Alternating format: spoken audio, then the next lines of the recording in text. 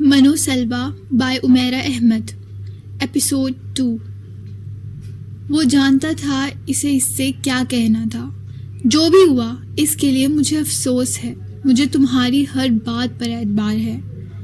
میں اب بھی تم سے پہلے جیسی محبت کرتا ہوں. آؤ، میرے گھر والے تمہارا انتظار کر رہے ہیں. بس میں بیٹھے کھڑکی کے باہر جھانکتے ہوئے اس نے اپنے جملوں کو ترتیب دے لیا تھا. بہترین لفظوں میں معذرت، مناسب ترین لفظوں میں اظہار اعتاد، خوبصورت ترین لفظوں میں اظہار محبت اور بہت ڈرامائی ترین لفظوں میں اسے واپس اپنے گھر تک لے جانا. بس کے اندر سیٹوں پر بیٹھے لوگ کیا کر رہے تھے اور باہر سڑک پر کیا ہو رہا تھا وہ مکمل طور پر اس سے بے خبر تھا. اس نے زندگی میں آج تک جتنے لفظ پڑھے یا سنے تھے وہ ان میں سے بہترین لفظوں کا انتخاب چاہ رہا تھا جو 1 گھنٹہ پہلے اس کے گھر میں اس سے کہے گئے لفظوں کی بدصورتی، بھیانک پن اور اذیت کو کم کر سکیں. یہ بہت مشکل کام ہے، اس نے اعتراف کیا. بے حد مشکل. $1 ملین کمانا آسان ہے، بے حد آسان، مگر زبان سے نکلے ہوئے لفظوں کی اذیت کو مدھم کرنا یا مٹا دینا. بس نے یکدم بریک لگائے. وہ چونک کر اپنی سوچوں سے باہر نکل آیا. اس کا مطلوبہ اسٹاپ آ چکا تھا. وہ اتنی بار اس کے ساتھ اس روٹ پر سفر کر چکا تھا کہ آنکھیں بند کر کے بھی اس راستے پر اس کے گھر پہنچ جاتا. بس کا دروازہ کھلتے ہی اس نے بے اختیار جھرجھری لی اور پھر اسے یاد آیا وہ اپنا لانگ کوٹ جلدی میں گھر پر ہی بھول آیا تھا. بس سے نیچے اترتے ہوئے اس نے ہاتھ جیکٹ کی جیبوں میں ڈال لیے. موسم کی پہلی برف باری ہو چکی تھی. اگرچہ وہ بہت مختصر وقت کے لیے ہوئی تھی مگر محکمہ موسمیات نے اگلے چند گھنٹوں میں مزید اور طویل برف باری کی پیش گوئی کی تھی. فٹ پاتھ پر برف کی بے حد ہلکی اور معمولی سی تہ نظر آ رہی تھی جس نے فی الحال لوگوں کی زندگیوں کو مفلوج کرنا اور انہیں عمارتوں میں اندر رکنے پر مجبور کرنا شروع نہیں کیا تھا. وہ فٹ پاتھ بھی اس کے لیے شناسا تھا. اس کے گھر تک وہ دونوں اتنی بار اس پر چلتے رہے تھے کہ اس فٹ پاتھ پر بیٹھے 5 بھکاری تک ان کے شناسا بن گئے تھے. اب باقاعدہ بھیک لیتے ہوئے ان سے مسکراہٹوں اور گریٹنگز کا تبادلہ کیا کرتے تھے. اسے شک تھا وہ ان دونوں کا نام بھی جانتے تھے، اور نام نہیں تو کم از کم یہ تو ضرور جانتے تھے کہ وہ پاکستانی ہیں، انڈین نہیں. اور ان دونوں کا رشتہ، شاید اس کے بارے میں بھی انہیں اندازہ تھا. اس کا پاؤں یکدم پھسلا. سوچوں سے واپس آتے ہوئے اس نے بے اختیار خود کو سنبھالا. کنکریٹ کے اس فٹ پاتھ پر وہ گرتا تو وہ اسے کتنی بری چوٹ آ سکتی تھی. وہ ہر بار اس فٹ پاتھ پر اسی جگہ پھسل جاتا تھا. ہر بار وہ ساتھ چلتے ہوئے اسے بے اختیار پکڑ کر سہارا دیتی. شروع میں وہ اس پر ہنستی اور وہ شرمندہ ہوتا. جب اس کا یہ پھسلنا معمول بننے لگا تو وہ ناراض ہونے لگی اور وہ مزید شرمندہ. اور اب کچھ عرصے سے وہ فٹ پاتھ پر مخصوص جگہ آنے سے پہلے ہی اسے کہنا شروع کر دیتی، پھسلنے والی جگہ آنے لگی ہے، اب دھیان سے پاؤں رکھنا. وہ بے حد محتاط ہونے اور اس کی اس تنبیہ کے باوجود وہاں کئی بار پھسلا تھا اور وہ بے اختیار اس کو سہارا دیتے ہوئے کہتی، مجھے لگتا ہے تم اس لیے یہاں پھسلتے ہو تاکہ میرا ہاتھ پکڑ سکو. تمہارا ہاتھ پکڑنے کے لیے مجھے پھسلنے کی ضرورت نہیں ہے. وہ جھنجھلا کر کہتا. وہ رک جاتی اور اس سے چند قدم دور ہو کر بے حد تیکھے انداز میں اس سے کہتی، اچھا تمہارا کیا خیال ہے بغیر وجہ کے اتنی آسانی سے ہاتھ پکڑا دوں گی تمہیں؟ میں ہاتھ پکڑانے کی بات نہیں کر رہا، ہاتھ پکڑنے کی بات کر رہا ہوں. وہ کچھ اور جھنجھلاتا. اتنی ہمت ہے، ذرا پکڑ کے دکھاؤ. وہ بے حد ناراضی کے عالم میں اسے دونوں ہاتھ اپنے عقب میں کر کے اس کو چیلنج کرتی. وہ چند لمحے اس کو گھورتا. وہ جانتی تھی وہ اس کا ہاتھ پکڑنے کی کوشش اور اسے بھی پتا تھا کہ وہ یہ بات جانتی ہے. 2 منٹ کی اس لڑائی کے بعد دونوں ہمیشہ کی طرح ساتھ ساتھ چلنے لگتے. اس کے پچھتاوے میں کچھ مزید اضافہ ہوا. جیب سے سیل فون نکال کر اس نے ایک بار پھر اس کو کال کرنے کی کوشش کی. یہ جاننے کے باوجود کہ وہ اس کی کال ریسیو نہیں کرے گی۔ وہ راستے میں 15 دفعہ اسے کال کر چکا تھا، ہر بار بیل ہوتی رہی تھی۔ 16ویں بار پھر اس نے کسی موہوم سی امید کے تحت کال ملائی۔ فٹ پاتھ پر چلتے ہوئے اس نے آج ایک دوسری جگہ سے ٹھوکر کھائی تھی۔ سیل فون کان سے لگائے بے یقینی کے عالم میں اس کے قدم رک گئے۔ دوسری طرف بیل ہو رہی تھی اور پہلے کی طرح کسی نے کال ریسیو نہیں کی تھی۔ اس کے پیروں کو روک دینے والی یہ چیز نہیں تھی، بلکہ اس کے سیل فون کی رنگ ٹون تھی جو اس کے آس پاس کہیں بج رہی تھی۔ If tomorrow never comes کی وہ رنگ ٹون اس سیل فون میں اس کی منتخب کردہ تھی۔ بیل جس تواتر سے ہو رہی تھی، وہ رنگ ٹون اسی تواتر سے گونج رہی تھی۔ اس نے کال ختم کر دی۔ وہ جان گیا تھا فون کہاں ہو سکتا تھا، مگر وہاں کیوں تھا؟ وہ چند قدم آگے بڑھ کر ایک سیکنڈ میں اس فٹ پاتھ پر بیٹھے ہوئے 5 بھکاریوں میں سے پہلے کے پاس پہنچ گیا۔ وہ مسکراتے ہوئے سیل فون اپنے ہاتھ میں بلند کیے اس کی طرف دیکھ رہا تھا۔ وہ اس کے سامنے کھڑا اس قیمتی سیل فون کو دیکھ رہا تھا۔ یہ سیل فون چند ہفتے پہلے ہی اس نے اسے گفٹ کیا تھا۔ وہ جانتا تھا اس سیل فون کی میموری میں محفوظ واحد نام اور کانٹیکٹ نمبر اس کا تھا۔ واحد تمہارا نام ہے جسے دیکھ کر مجھے کچھ محسوس ہوتا ہے، باقی ہر نام کے ساتھ صرف یادیں جڑی ہیں اور میں ان یادوں سے فرار چاہتی ہوں۔ تمہارا نام کافی ہے میرے لیے، اس نے سیل فون میں اس کا نام محفوظ کرتے ہوئے کہا تھا۔ اسے یقین تھا اس سیل فون میں اور کسی کا نام نہیں تھا۔ اس کی فون بک اس کے نام سے شروع ہو کر اسی کے نام پر ختم ہو جاتی تھی، اور اب وہ قیمتی فون سڑک پر بیٹھے اس بوڑھے بھکاری کے ہاتھ میں تھا جو ہر روز وہاں بیٹھتا تاش کے پتوں سے مختلف چیزیں بناتا رہتا تھا یا اکیلا بیٹھا تاش کھیلتا رہتا۔ آج وہ تاش کھیل رہا تھا۔ ہوا اتنی تیز تھی کہ وہ تاش کے پتے کھڑے نہیں کر سکتا تھا۔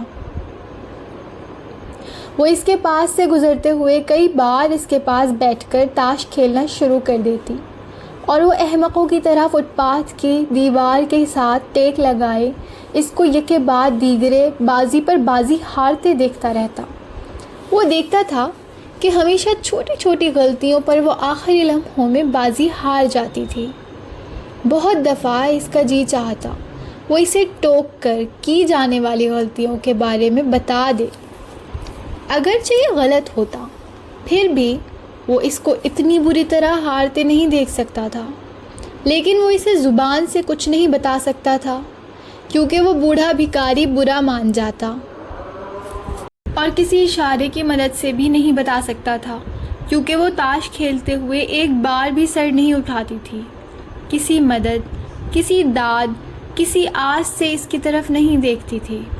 سر جھکائے وہ کچھ دیر وہاں بیٹھی تاش کھیلتی، پھر آخری بازی کے بعد ایک گہرا سانس لے کر مسکراتی اور بوڑھے کو دیکھتی جو فاتحانہ نظروں سے اسے دیکھ رہا ہوتا۔ پھر وہ جیب سے چند ڈالر نکالتی اور اس کے ڈبے میں ڈال کر اٹھ کھڑی ہوتی۔ میں اچھا کھیلی نا؟ وہ ساتھ چلتے اس سے پوچھتی۔ ہاں، وہ مختصراً کہتا، لیکن ہار گئی۔ وہ جانتا تھا وہ اس جملے میں کیا کہہ رہی تھی، معمولی غلطی سے۔ اسے بھی پتا تھا کہ وہ ان 3 لفظوں میں اسے کیا جتا رہا تھا۔ وہ ایک دوسرے کو دیکھتے، چند لمحوں کے لیے سر جھٹکتے، گہری نظروں کا تبادلہ کرتے، نظریں چراتے، پھر قدم بڑھا دیتے۔ She gave it to me، یہ اس نے مجھے دے دیا۔ بوڑھے بھکاری کی آواز نے اسے یکدم چونکا دیا۔ وہ جھریوں بھرے چہرے پر پیلے دانتوں کی نمائش کرتا اسے دیکھ رہا تھا۔ اس نے اپنے جسم میں کپکپاہٹ محسوس کی۔ یہ سردی نہیں تھی، کچھ اور تھا۔ وہ اس کے دیے ہوئے تحفے کو فٹ پاتھ پر بیٹھے بھکاری کو کیسے تھما سکتی تھی؟ اس نے بے یقینی اور شوق کے عالم میں قدم آگے بڑھائے۔ کچھ دور آگے گٹار بجاتے ہوئے اگلے سیاہ فام بھکاری نے مسکراتے ہوئے اس کا استقبال کیا۔ وہ دونوں ہمیشہ وہاں کھڑے ہو کر کچھ دیر خاموشی سے اس کے گٹار کو سنا کرتے، پھر جیسے بجائی جانے والی دھن پہچاننے کی کوشش کرتے۔ اور اکثر اس میں کامیاب ہو جاتے ہیں۔ پھر وہ اس سیاہ فام کو کوئی دوسری دھن بجانے کے لیے کہتے، ایک دفعہ پھر اسے پہچاننے میں لگ جاتے۔ اس سیاہ فام کی انگلیاں آج بھی بڑی تیزی سے گٹار بجا رہی تھی، مگر وہ آج وہاں کسی دھن کو بوجھنے نہیں آیا تھا۔ وہ اس کے ڈبے میں پڑے سکوں اور نوٹوں میں اس چیز کو دیکھنے آیا تھا جو وہاں وہ پھینک کر گئی تھی۔ وہ اسپینش ہیپی جسے وہ ہر وقت نشے میں دیکھتے تھے اور جو کچھ ہوش میں ہوتا تو چند رنگین بالز کو ہوا میں اچھالتے کرتب دکھاتا رہتا یا چند گلاسز کو ہوا میں اچھالتا رہتا۔ وہ ہیپی وہ منک کوٹ پہنے ہوئے تھا جو اس نے نئے سال پر اسے تحفے میں دیا تھا۔ وہ اس لیڈیز منک کوٹ کو اپنے دبلے پتلے جسم پر چڑھائے بے حد مذاقیہ خیز مگر بے حد خوش نظر آ رہا تھا۔ اس کا دل بھی اختیار ڈوبا۔ اس نے اس دن وہ قیمتی منک کوٹ پہلی بار پہنا تھا، اس خاص موقع پر، اور اب وہ ایک متروکہ چیز بن چکا تھا۔ مائی گاڈ! وہ اس کوٹ کو دیکھ کر بے اختیار چلائی تھی۔ تمہیں پسند نہیں آیا کیا؟ وہ جان بوجھ کر انجان بنا۔ اس منک کوٹ کی قیمت میں 10 بہت اچھے کوٹ آ جاتے۔ تم ایک بے حد فضول خرچ آدمی ہو۔ واقعی ناراض ہوئی تھی۔ تو کیا اسے واپس کر کے 10 اچھے اور شاندار کوٹ لا دو تمہیں؟ اس نے اسی انداز میں کہا۔ کتنا روپیہ تم نے عورتوں میں اس طرح کے منک کوٹ بانٹنے پر ضائع کیا ہوگا؟ وہ اس کا منہ دیکھ کر رہ گیا۔ کون سی عورتیں؟ اس نے بے ساختہ پوچھا۔ اچھا، اب ناراض ہونے کی ضرورت نہیں ہے، وہ مدافعانہ انداز میں بولی۔ اسے اندازہ ہو گیا تھا کہ اس نے کوئی غلط بات کہہ دی تھی۔ وہ جواب دینے کے بجائے بے حد ناراض ہو کر اس کے اپارٹمنٹ سے باہر نکل آیا تھا۔ وہ حواس باختہ اس کے پیچھے بھاگتی ہوئی آئی۔ مذاق کر رہی تھی۔ اچھا، اب بس ختم کرو بات کو۔ Okay, I am sorry. اب کیا تم یہ چاہتے ہو کہ میں تمہارے سامنے ہاتھ جوڑوں؟ اچھا کم آن، اچھا کم از کم تم کچھ کہو تو صحیح۔ اب ایکسکیوز کر تو رہی ہوں، اب اور کیا کروں؟ مر جاؤں؟ وہ اس کے پیچھے گاڑی تک آتے آتے روحان سی ہو گئی تھی۔ وہ بے اختیار رکا۔ میں پہلے تو شاید مان جاتا، مگر یہ بےہودہ بات جو اب تم نے کہی ہے، وہ واقعی بے حد غصے میں آ گیا تھا۔ تم مجھے تحفے مت دیا کرو، اس نے بے اختیار اس کی بات کاٹ کر بے حد سنجیدہ لہجے میں کہا۔ کیوں؟ اس کے ماتھے پر بل پڑ گئے۔ کیونکہ میں تمہارے اتنے قیمتی تحفوں کے بدلے میں اتنے قیمتی تحفے نہیں دے سکتی۔ تو تم سے تحفے مانگ کون رہا ہے؟ ہاں، کوئی نہیں مانگ رہا، مگر مجھے اپنا آپ بہت چھوٹا لگنے لگتا ہے۔ اس کی بنیادی وجہ یہ ہے کہ تمہارا دماغ چھوٹا ہے اور چھوٹے دماغ کے ساتھ انسان صرف چھوٹی باتیں سوچتا ہے۔ اس نے بے اختیار اس سے وہیں کھڑے کھڑے ڈانٹا، اور پھر اگلے 10 منٹ وہ وہیں پارکنگ میں گاڑی کے پاس کھڑا مسلسل بولتا رہا۔ کسی سمجھدار مرد کو کسی بیوقوف عورت سے محبت نہیں کرنی چاہیے۔ اس نے بالآخر بات ختم کرتے ہوئے کہا۔ چلو پھر تو سارا جھگڑا ہی ختم ہوا، کیونکہ نہ میں بیوقوف عورت ہوں نہ تم سمجھدار مرد ہو۔ آؤ واپس چلے۔ وہ اس کے بازو پکڑ کر کھینچتے ہوئے بے ساختہ بڑے اطمینان سے بولی تھی۔ وہ چند لمحے ہونٹ بھینچ کر اسے دیکھتا رہا، پھر یک دم ہنس پڑا۔ یہ احساس تک نہیں تم کو کہ اتنی سردی میں یہاں لا کر کھڑا کر دیا ہے؟ دیکھو میرے ہاتھ تک نیلے ہو گئے ہیں۔ اپارٹمنٹ تک واپسی کے 5 منٹ میں وہ بولتی رہی تھی اور وہ سنتا رہا تھا۔ ہیپی کے ہاتھ سے بے اختیار ایک بال گر کے اس کے پیروں کے پاس آئی۔ اس نے کھڑے کھڑے جوتے کی نوک سے بال اس کی طرف لٹکائی اور اگلے بھکاری کی طرف بڑھ گیا۔ اگلے بھکاری نے اسے اپنی طرف آتے دیکھ کر فلوٹ بجاتے ہوئے سر کو بے اختیار خم کر کے ہمیشہ کی طرح اس کا استقبال کیا۔ اس نے آج پہلی بار اسی کی وہ گھڑی جو اس نے اس کی پچھلی سالگرہ پر دی تھی، تم اسے پہنو گی تو وقت قیمتی ہو جائے گا۔ وہ گھڑی کا کیس ہاتھ میں پکڑے اس پر نظر ڈال کر مسکرائی۔ کس کا وقت؟ میرا یا تمہارا؟ تمہارا، وہ بھی مسکرایا۔ لیکن میرے پاس تو وقت ہی نہیں ہے، اس نے لاپرواہی سے کندھے اچکاتے ہوئے کہا۔ تمہیں پتہ ہے میں نے زندگی میں کبھی رسٹ واچ نہیں پہنی۔ کیوں؟ اس نے دلچسپی لی۔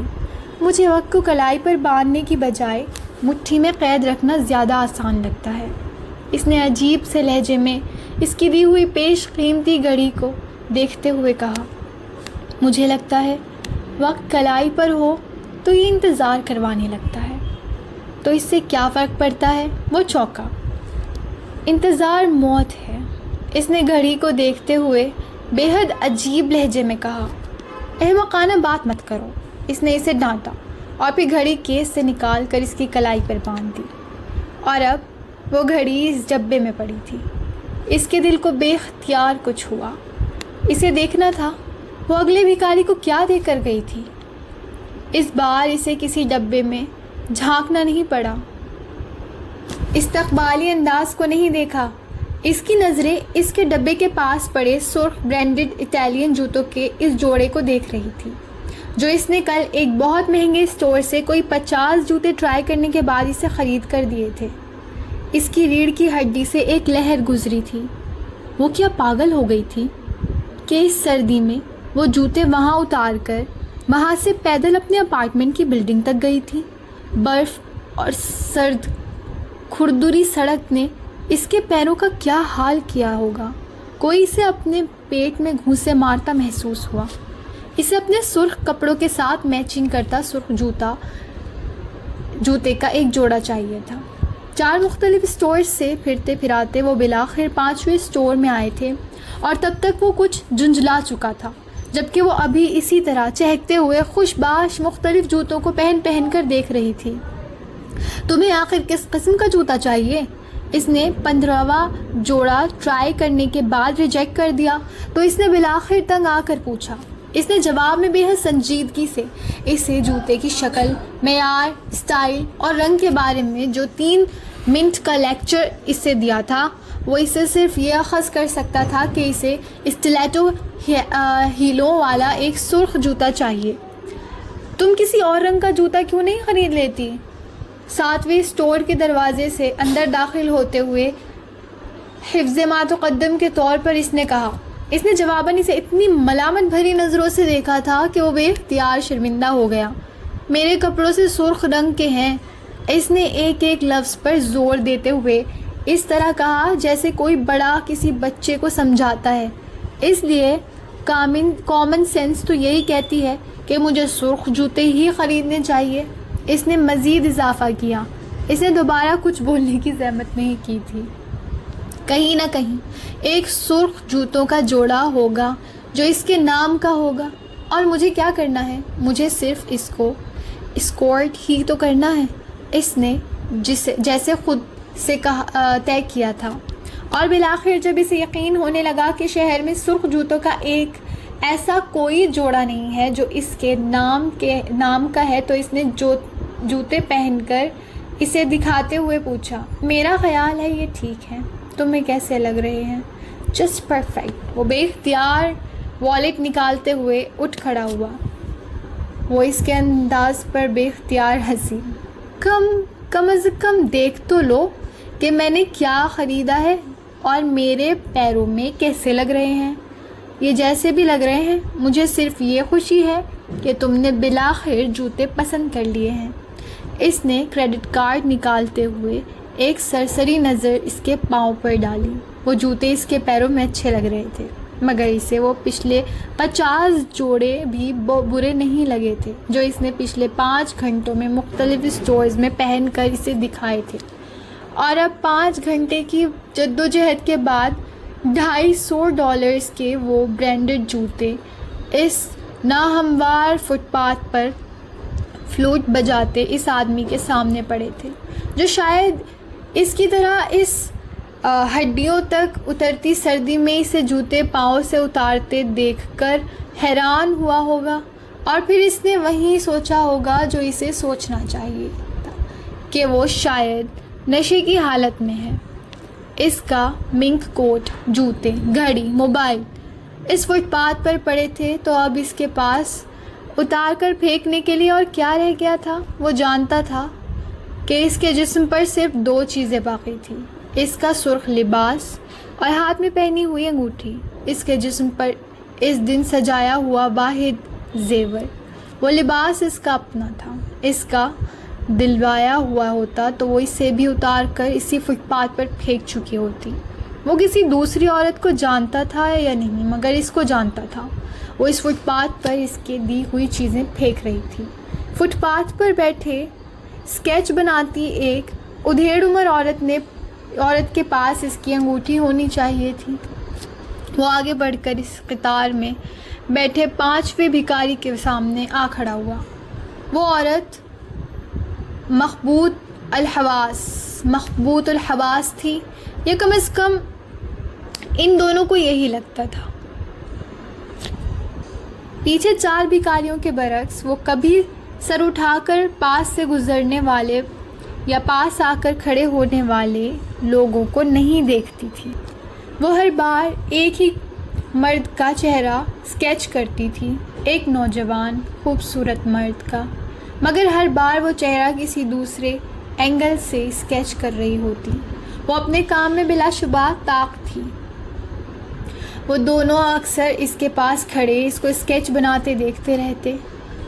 وہ دونوں اب اس اسکیچ کیے جانے والے چہرے سے بے حد شناسا ہو گئے تھے۔ کون ہو سکتا ہے یہ مرد؟ اس نے ایک دن وہاں کھڑے کھڑے اس سے پوچھا۔ شاید اس عورت کا بیٹا، اس نے خود ہی اندازہ لگایا۔ نہیں، بیٹا نہیں، اس نے بے ساختہ کہا۔ اس نے اس کے جواب پر چونک کر اسے دیکھا۔ وہ اسکیچ پر نظریں جمائے اپنے اوور کوٹ میں دونوں ہاتھ ڈالے کھڑی تھی۔ تو پھر کون ہے؟ اس نے حیرانی سے پوچھا۔ اس نے گردن موڑ کر اسے دیکھا۔ اس کی نظروں اور چہروں پر بے حد عجیب سا تاثر تھا۔ چھوڑ، جانے دو۔ اس نے جواب دینے کے بجائے قدم آگے بڑھا دیے تھے۔ اس نے جواب کے لیے اصرار نہیں کیا، اسے جواب مل گیا تھا۔ وہ عورت اب بھی وہی چہرہ بنا رہی تھی اور اسکیچ کرتے اس کے دائیں ہاتھ کی ایک انگلی میں پلیٹینم کی وہ انگوٹھی تھی جو اس نے 7 دن 17 گھنٹے پہلے رات کے 3 بجے سے لی تھی۔ میری سمجھ میں نہیں آ رہا کہاں گئی۔ وہ رات کے 3 بجے اس کے اپارٹمنٹ پہنچے کے بعد اب اپنی جیکٹ اور اوور کوٹ کی ایک جیب کو کنگھال چکا تھا اور اب جیکٹ کی جیبوں کو ایک بار پھر ٹرائی کر رہا تھا۔ کیا کہاں گئی؟ وہ اس کے قریب کھڑی تھی، منہ پر ہاتھ رکھے اپنی جمائی کو روکتے ہوئے۔ اس کے اپنی نیند سے بند ہوتی ہوئی آنکھوں کو وہ مشکل کھولتے ہوئے۔ ایک رنگ تھی۔ وہ اب جیکٹ کی اندرونی جیب کو دوبارہ چیک کر رہا تھا۔ کیسی رنگ؟ وہ جمائی لیتی صوفے پر بیٹھ گئی۔ نیند میں کھڑے رہنا اس کے لیے بے حد دشوار تھا۔ تھی ایک رنگ۔ وہ بے حد مایوسی سے جیکٹ کو آخری بار جھاڑتے ہوئے بولا۔ اور تو کوئی مسئلہ نہیں ہے نا؟ اس نے کشن کو سیدھا کرتے ہوئے پوچھا۔ کیسا؟ وہ حیران ہوا۔ اب رات کو 3 بجے تم کسی کے گھر آؤ گے تو وہ تم سے یہی پوچھے گا نا؟ وہ اب کوشنز کے ڈھیر کو صوفے کے ایک طرف کرتے ہوئے اس پر سر رکھ کر لیٹ گئی۔ جب جانے لگو تو دروازہ ٹھیک سے بند کر کے جانا۔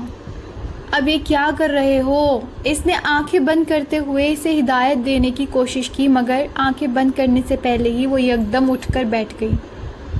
وہ لاؤنج میں پڑی کرسیاں ادھر ادھر ہٹا کر فرش پر کچھ تلاش کر رہا تھا۔ مجھے لگتا ہے یہیں پر کہیں گری ہے، اس نے مڑ کر اسے دیکھے بغیر کہا۔ میں سونے لگی ہوں اور اب اگر تمہیں کوئی کرسی ہٹانا بھی ہے تو بالکل آواز نہیں ہونا چاہیے۔ اب ایک رنگ ڈھونڈنے کے لیے تم کیا میرا اپارٹمنٹ کھود ڈالو گے؟ وہ ہلکی سی خفگی کے ساتھ بڑبڑائی اور ایک بار پھر کوشنز کے اوپر سر رکھ کر اس نے آنکھیں موند لیں۔ اس کا اندازہ ٹھیک تھا۔ وہ انگوٹھی سے فرش پر ہی دروازے سے کچھ فاصلے پر پڑی ملی۔ اس نے بے اختیار اطمینان کا سانس لیا، مگر اس تلاش میں 5 منٹ لگ گئے تھے اور تب تک وہ صوفے پر گہری نیند سو چکی تھی۔ وہ انگوٹھی لے کر اس کے پاس آیا اور 2-3 بار اسے آواز دی، مگر اس نے آنکھیں نہیں کھولی۔ مزید وقت ضائع کیے بغیر وہ پنجوں کے بل اس کے پاس بیٹھ گیا اور اس نے بہت نرمی سے اس کے ہاتھ اپنے ہاتھ میں لیتے ہوئے بڑی احتیاط کے ساتھ اسے وہ انگوٹھی پہنائی اور پھر اسی احتیاط کے ساتھ اس کا ہاتھ دوبارہ کوشنز پر رکھ دیا۔ اس کے بیڈ روم سے کمبل لا کر اس پر ڈالتے ہوئے وہ اسی خاموشی اور احتیاط کے ساتھ اس کے اپارٹمنٹ سے نکل آیا تھا. Till death do us apart. وہ انگوٹھی پر کندہ لفظوں کو وہاں کھڑا کسی دقت کے بغیر دیکھ سکتا تھا. وہ کیا کر رہی تھی؟ اسے اپنی زندگی سے نکال رہی تھی یا خود اس کی زندگی سے نکل رہی تھی؟ وہ میکسیکن عورت فٹ پاتھ کے کونے پر تھی. وہ اسے چھوڑ کر آگے بڑھا اور مڑ کر اس عمارت کے سامنے آ گیا جس کی 23ویں منزل کی ایک اپارٹمنٹ میں وہ اس وقت تھی. وہ ہر بار جب بھی اس عمارت کے سامنے آتا ایک بالاشعوری طور پر سر اٹھا کر 23ویں منزل کی اس کھڑکی کو ڈھونڈنے کی کوشش ضرور کرتا جو اس کے اپارٹمنٹ کی تھی. شروع میں وہ ناکام رہا. پھر اس نے ایک گملہ لا کر اس کی کھڑکی کے باہر بڑھے ہوئے چھجے پر رکھ دیا تھا. اس گملے اور اس میں لگی ہوئی بیل سے وہ آسانی سے اس کی کھڑکی ڈھونڈ لیتا تھا. لیکن آج فضا ہلکی دھند آلودہ تھی. اسے یقین تھا وہ سر اٹھا کر 23ویں منزل کو نہیں دیکھ سکے گا. اس نے پھر بھی سر اٹھا کر دیکھا اور پھر وہ سر نیچے نہیں کر سکا. اسے 23ویں منزل نظر نہیں آئی تھی مگر اسے ہوا میں بہت سی تصویریں اڑتی نظر آ گئی تھیں. ان میں سے چند کچھ لمحوں تک زمین پر پہنچنے والی تھی. اس کے ہاتھ سے سیل فون چھوٹ کر گر پڑا تھا. پھر اس نے اپنے آپ کو بے تحاشا بھاگتے پایا. اس کے پاؤں سے ایک بوٹ نکل کر گرا. اس نے دوسرا خود اتار پھینکا. وہ ایک بار بھی سلپ نہیں ہوا اور اس نے برف اور کنکریٹ کی ٹھنڈک کو بھی محسوس نہیں کیا. اس کے کانوں میں صرف اس کی ہنسی اور آواز آ رہی تھی.